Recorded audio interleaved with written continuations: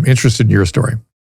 Yeah, well, mine was pretty similar. So I voted for Hillary Clinton in 2016 after voting for Barack Obama twice.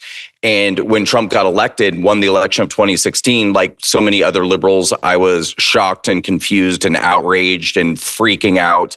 And I went through about 2 weeks feeling really, really miserable. I mean, to the point where I was literally like calling out sick to work for 2 or 3 days after the election.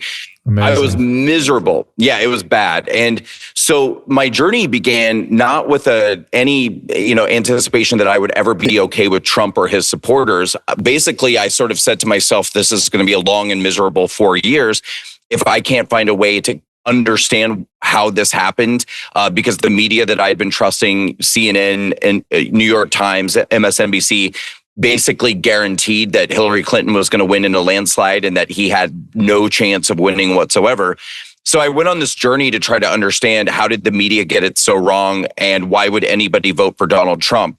But the most pivotal moment in that journey came about 2 months after the 2016 election. I went on Facebook and I posted that I would never be able to understand how anyone could vote for a man who was capable of mocking a reporter's disability in front of a cheering crowd. And that was when somebody reached out to me privately. She sent me a link to a YouTube video that was entitled "Debunking the Trump Mocked the Disabled Reporter," which showed a compilation of footage of Donald Trump doing that same voice and that same gesture numerous times throughout the years. But the commonality in every instance was he was making fun of somebody who was flailing because they were caught in a lie, because they were caught doing something shady or dishonest. So when I saw it, I had to watch it 3 or 4 times because I was literally having cognitive dissonance, because my brain was saying, oh my God, I don't think he really mocked that reporter's disability. But my heart was saying, yeah, but we hate him, but we hate him, but we hate him. And finally, after I watched it 4 times, I was able to process that he actually did not mock that reporter's disability. The media had misrepresented that.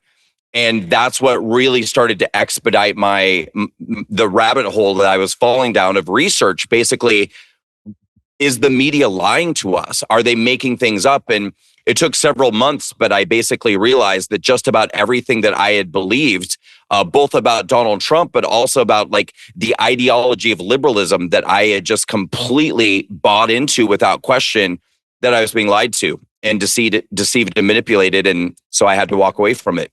You know, I am a classical liberal myself. How does a classical liberal how's the frog boiled to the point you end up where you were? I think that I had already been feeling pushed away by when liberals started talking about things like white privilege, and basically saying, white people are basically born with this like original sin that comes along with our skin color. That did not feel right to me, because part of the reason I became a liberal in the first place is because I'm against racism. I'm against bigotry. And to me, that just felt like racism in what we traditionally believe to be the reverse.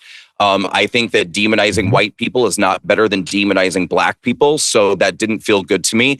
The next thing that started to happen, I'm a gay man, and within my own community, I started to see this radicalization of the transgender movement, where we were suddenly calling lots of different things transgender that are not transgender.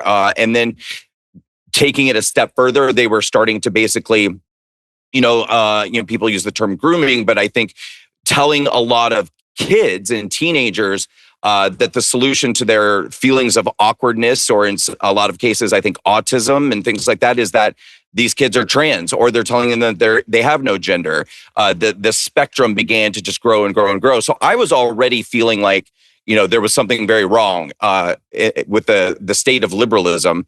But to answer your first question, why was I able to work through my cognitive dissonance? I honestly attribute a lot of that to the way that I grew up, because I grew up in a household where I want to be kind of careful about how I say this, but there wasn't we didn't address the truth oftentimes in my house. And I watched this happening. I guess I had I don't know if it's good fortune or misfortune of being a very alert, aware person from an early age. And I was always very aware within my family dynamic that we didn't talk about things, we didn't address things, that it was easier at times to whitewash things or sugarcoat them.